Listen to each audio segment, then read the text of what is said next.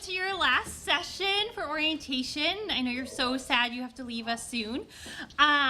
So in this session, we're going to be talking about everything that's happening over the summer.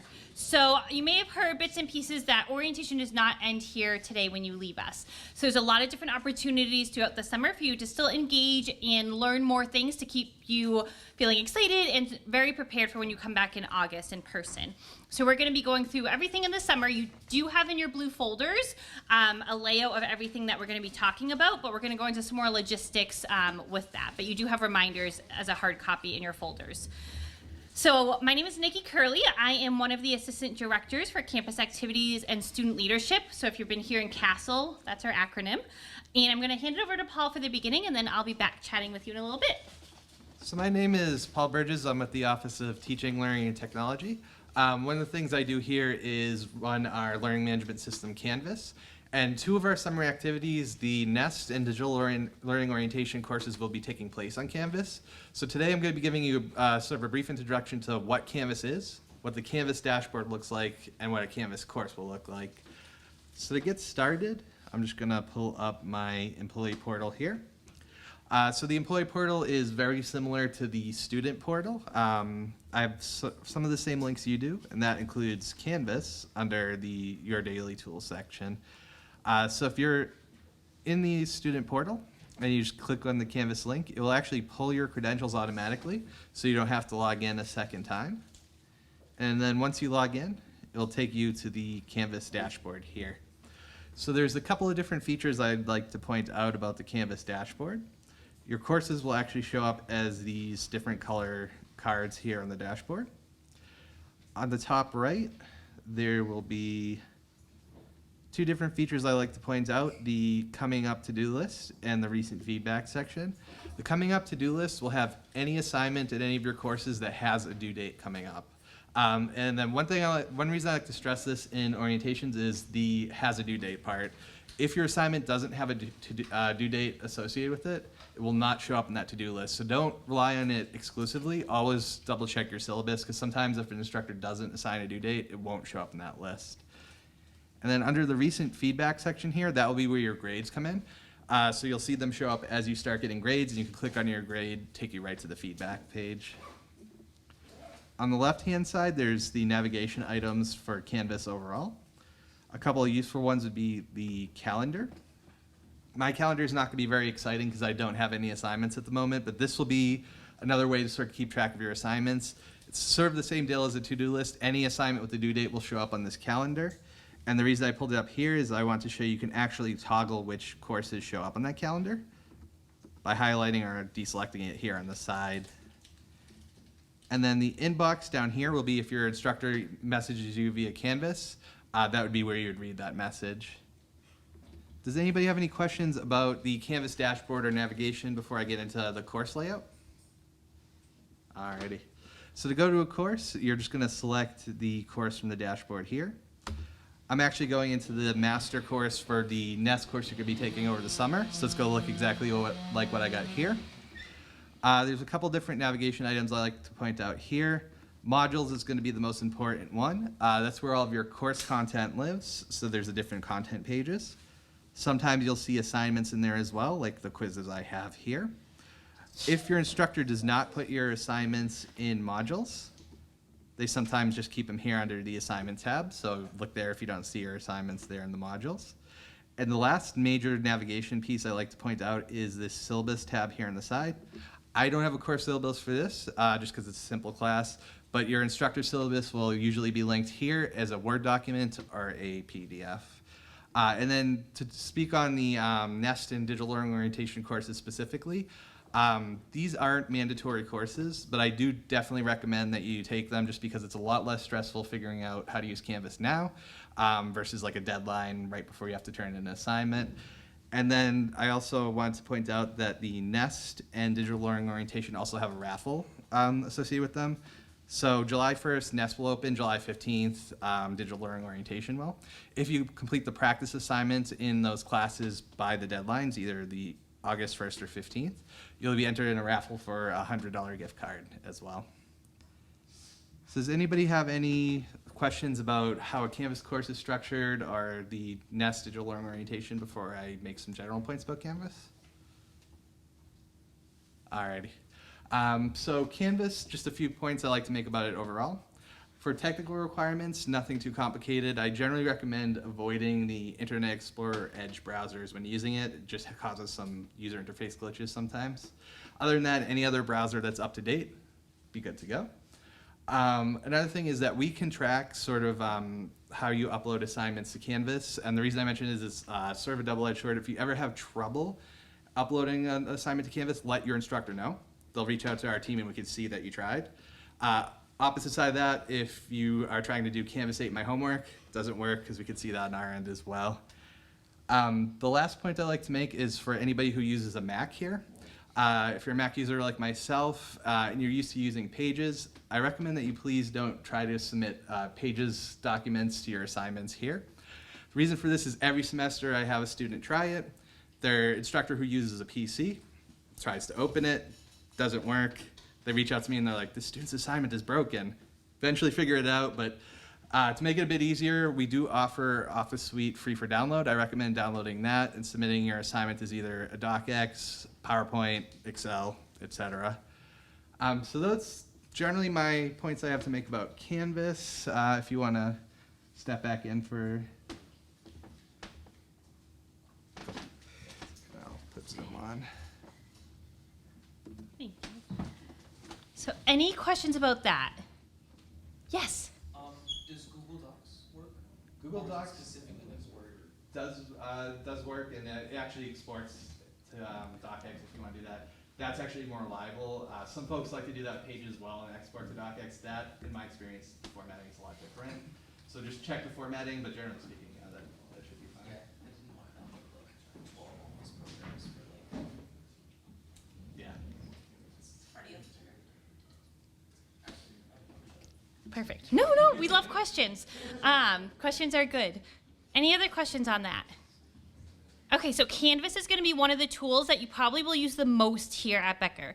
So on a daily basis, you'll be accessing it. That's where pretty much all of your professors are going to be communicating with you, and how, again, as Paul said, you're going to be getting your assignments, your grades. There is an app that you can download for free on your phone if that's easier for you, that you can get notifications on when a grade is posted if you're really eager to see that. Or it'll also sync with your phone calendar. So the Canvas calendar, if you'd like it to, can sync to your phone calendar. So your assignments will populate there as well. Again, as Paul mentioned, make sure not to solely rely on that calendar feature because if your professors don't put in a due date, then it won't come up there. So you'll have to cross-reference your syllabus to make sure that you have everything on there. And you can add in your own things on the Canvas calendar as well. So if you want to add doctor's appointments or anything else to make it a whole comprehensive calendar, you can do that also. So for the NEST, again, it's not a mandatory thing over the summer. It will only benefit you. There's certain presentations for orientation that we kind of pulled out of this orientation session because we know there's a lot of people talking to you and giving you lots of information. So we instead video recorded them and put them into the NEST. You can watch like a talk from Campus Police, let's say, and get some more information. And then there's little quizzes and stuff. It doesn't usually take people over an hour to do it. So it's not a huge investment of your time, but you're going to get a lot out of it. There's also video recordings of the session, so like this one's being recorded. So if you had to leave early, let's say yesterday for some reason, or if there was a session that there was really great information, but you might have missed some of it or you want a little refresher, you can go back in and look at the video recordings. Or if you have friends coming here who might have missed orientation, the videos will be up there so that you can look at them as well. And as Paul said, again, July 1st to August 1st is when you can be entered into the raffle. And the raffle is $100 gift cards. So it's a great raffle. So again, an hour of your time for you to be able to potentially win a $100 gift card, I think is very exciting. So there's gift cards for both that and the digital learning orientation. So digital learning orientation is July 15th to August 15th. Again, the information will still be accessible after that. You just won't be entered into the raffle. Any questions on those? Okay, awesome. So those are some of our July activities. Another one is Zooming. Has anyone heard of what Zoom is? One. Okay, have people heard of Skype? Okay, more people hear Skype. Perfect. So this is very similar to Skype. It's just the platform that we use, but it's a video conferencing software. So some of your professors may use it in the classroom. If you have a guest speaker who isn't local, that they could Zoom them in to class. There's a professor this past semester who had broken his foot, so he couldn't come to campus. So instead, was that your professor, Alex? Perfect. So people could still virtually have class, but you could be in your room or wherever you needed to be and still get that content. Sometimes since we do have the 2 campuses, sometimes for like club meetings, we might have a physical location on one campus and then a Zoom on another campus. You can still engage and participate, but don't always have to travel to the other campus that you're not living on or having classes on. So also during the summer, we have this lovely handout is in your blue folders as well. So it has a variety of topics for Zooms. So all of the orientation leaders are going to be hosting a Zoom, and we have a wide array of different professional staff members also hosting a Zoom. So there's a lot of different topics. If you hop onto a Zoom, there's also raffles for that, because we love raffles. It's for like Becker swag and t-shirts, not for gift cards, but still fun to get your wardrobe up for Becker Hawks. So you can hop onto any one that you want. There's a code, and we're going to show you how to Zoom. There's a code that you would use for any of them on your sheet, but also in admissions weekly emails. Are you guys all receiving those? Some nods. Okay, if you're not receiving them, look in your clutter or junk mail. You should be receiving weekly emails from admissions. And if you're not, let us know, and we can figure that out to make sure you're getting them. So there'll be reminders for which Zooms are happening each week in those emails, and the link as well to participate in them. So first, our orientation leaders in the room, can you say what your Zooms are going to be on?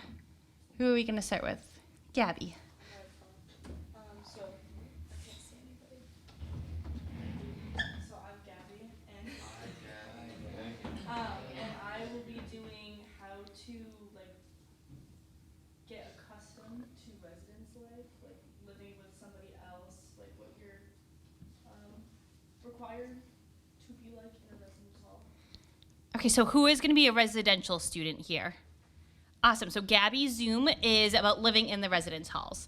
So if you haven't ever lived in a residence hall, it may be a unique experience. For some of you, it may be the first time sharing a room with somebody else. We have another orientation leader kind of dealing with roommate conflicts that might arise, but Gabby's going to give you the inside scoop on living on campus. Perfect. Gavin. Oh, not Gavin. Why did I just call you Gavin? Griffin. I'm sorry. Griffin. We had a Gavin last year. Oh, my goodness. You did? So I'm doing a Zoom on the dining halls and the food options on campus here. So I'll mostly be covering the Worcester Dining Hall and the Hawks Nest. Hopefully I'll have another orientation leader who does more on Leicester, talk about Leicester Dining Hall a little bit, and most of those kind of talking about like the food there, tips and tricks, to kind of help improve your experience, and talking about like how you can better improve your dining experience. Perfect. Thank you, Griffin. So Griffin's going to be doing, again, dining halls, both campuses hopefully, but he lives on the Worcester campus, so it might focus a little bit more on the Worcester one. So everybody needs to eat, so that's a great one. Alex. I'm doing just general questions about being a student athlete here on campus, kind of general, any kind of question you can think of that pertains to being a student athlete on campus, shoot my way up to the answers. Awesome. Any student athletes in the room? Oh, there's a lot of you. Okay, awesome. So Alex is going to be talking all about being a student athlete, regardless of what sport you're playing. Christina. I'm going to be talking about different clubs on campus, and even if there isn't a club that you see that you want to start, I'm going to be talking how you can start your own club. So I'll give you guys like a rundown on most of the clubs on campus, and you can ask any questions. I might show my cat too if you want to meet my cat. You can show your cat too. Perfect. So Christina's going to do, again, getting involved in clubs. We call them, if you hear the acronym RSO, that's Recognized Student Organization. So that's what terminology we use for clubs. So she's going to be talking about some of the variety of clubs we have, how to get one started. If there's one that you would like to see that isn't here yet, it's pretty easy to get one started. And for pet lovers, you might be able to see some of the hosts' pets while you're on it as well. Awesome. Last year we had one that was just like, come introduce your pet. So if you want to bring your pet on the Zoom too, we can do that. And everybody gets to know each other's pets. So we're going to have our orientation leaders leave the room for a minute, and we'll show you how to Zoom. We do want to make note too that you are not limited to Zooms that only your orientation leaders are hosting. So if you see someone from the Jousting Jellyfish that they're hosting a Zoom that you're really interested in, you can hop on that. We just put the group names so that if you were like, oh, I remember this orientation leader in this group but didn't remember what their name was, this might be helpful to remember. So you're welcome to any of the Zooms that are on the piece of paper. Okay, so orientation leaders are gonna head out for a minute. The meeting ID is 266-872-181. So for you guys, you'll have a meeting ID on your piece of paper and in the emails that you're getting from admissions, but today we're gonna use this one. Okay, so you can do this on a computer, you can do it on your phone, anything that has like a video camera and audio. So when you first get on, most likely your video will be off. If you're most comfortable keeping your video off, you are welcome to keep it off. It is helpful if you're willing to show your faces and do the video, because I know for myself personally, you meet a lot of people during orientation and you might not remember everyone's names. But if you are on there and you see someone's faces, you might recognize them a little bit more. So you will see people. So down here, you can say start video. So they can't, people are waving back to you, Christina. You just can't see them because you're only seeing me right now. There's Alex. Perfect. So another feature down on the bottom left, this mute feature, especially if there's a lot of people. Alex gives us a nice tour. Especially if there's a lot of people on your Zoom, the mute feature is really helpful. Okay, Alex, hold tight 1 minute just so that we can listen to the features. Thank you. Okay, so if you put on the mute, all your background noise, it helps if there's a lot of people on the Zoom. So if you have like a yappy dog or a sibling that likes to go crazy in the house, everybody won't be hearing everything happening. You just need to remember to unmute yourself in this bottom left corner when you're going to talk. So there's two different views. This is gallery view, where you see everyone pretty equally in boxes, or you can go to speaker view and the person talking, which is Alex seeing us the floor or ceiling. I'm not sure, the ceiling. Okay. It's coming up. So Gabby, can you say something? Oh, it's not working. Christina, can you say something? Hi, is this working? Yes, so see how she blows up here when she's talking. If that's speaker view or gallery view, we'll just highlight them on the side. What is Alex doing? He's like every once in a while, he's doing whatever. Every once in a while, he'll like throw the camera up and be like, yo, look. Oh my goodness. Okay, so another feature that's you're going to be using is this chat feature down at the bottom. So when you first get on, your host is going to ask you to type in your name. And hold on, we're going to... Guys, can we, I know they're being silly, can we just focus in for 1 second? So the chat feature is you're gonna have to put in your email addresses, so that's how you get entered into the raffle when you get on, so we can contact you if you won. And then if you have a question that you don't want to share with everybody, you can select the host. So if Griffin was the host, you can just send him a message privately and he can answer the question, but you don't have to talk and ask the question to everybody. So that's a helpful feature as well. Some people may share their computer screen with you to show you certain things, but other than that, those are the main features you're going to be using. Any questions on that? Besides, what is Alex doing? Christina is just zooming in on her face. Oh my goodness. And Watching Alex. Griffin is watching Alex. Okay, we're going to end this. Thank you, orientation leaders. Oh, there's an eye. Okay. Say goodbye. Okay. So any questions about those? So they're going to be just as fun over the summer as it just was. So take a peek at all the topics, see what you're interested in. And again, you can win some cool t-shirts with that. So that is in July and August. A lot of them are heavy in July, but there are some in August as well. Now the next one, this is the only thing that is mandatory. So everything else is voluntary. It just helps you. It won't hurt anything. It'll just help you give more information. But the next one, My Student Body, is the one mandatory thing you have to do this summer. So it'll open in August, and you'll have until August, the end of August, opening weekend, when you come back to campus to complete it.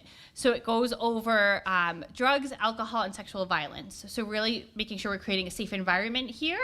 So there's 3 different modules on those 3 topics. So again, that is the one mandatory thing that you need to do this summer. Everything else is voluntary, but we would love if you participated. And then we head into August opening weekend. So for any transfer students, that is Thursday, August 22nd. Transfers come back a day early because there's some different needs of transfers versus first year students. So transfers are going to come in Thursday, August 22nd, and all first year students will be that Friday, the 23rd. So whether you are a commuter or a residential student, you will still come to campus. It won't be an overnight like this one will be. You'll just come for the day activities if you're a commuter. But that's where you'll get things like your ID, your student ID. So you took your pictures yesterday, but you'll get your physical ID during August opening weekend. And there'll be a lot of other activities as well. And one of the themes that we'll have is about telling a piece of your story. So throughout orientation, you've been hearing bits and pieces of your orientation leader stories. In their intros, they gave you a little glimpse and may have expanded a little bit. True Life, we delved a little bit deeper into 4 people's stories. And then in some of the activities, hopefully you guys have gotten to know each other. So in Hawk Games, you did the friend dating and hopefully got to know some things about some other people here at orientation.